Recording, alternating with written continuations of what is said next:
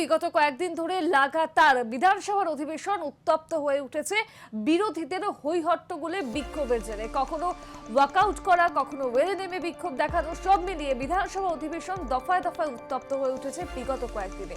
গতকালও আমরা সেই ছবি দেখেছি, যেভাবে বিজেপি বিধায়করা তারা বিক্ষোভ দেখান বিধানসভাতে, তাতে পরিস্থিতি মুহূর্তেই উত্তপ্ত হয়ে উঠেছিল এবং যে ঘটনায় আমরা দেখেছিলাম 4 জন বিজেপি বিধায়ক তাদেরকে সাসপেন্ড করা হয়েছিল।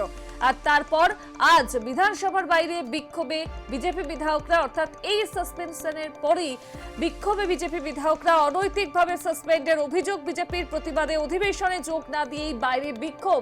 যে ছবি দেখতে পাচ্ছেন, বিক্ষোভ বিজেপি বিধায়কদের।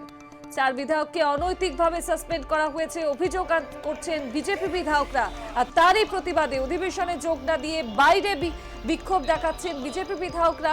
মূলত গতকাল আমরা দেখেছিলাম যে হইহট্টগোল বিক্ষোভের পরিস্থিতি বিধানসভায় তৈরি হয়েছিল, তারপর 4 জন বিজেপি বিধায়ককে সাসপেন্ড করা হয়।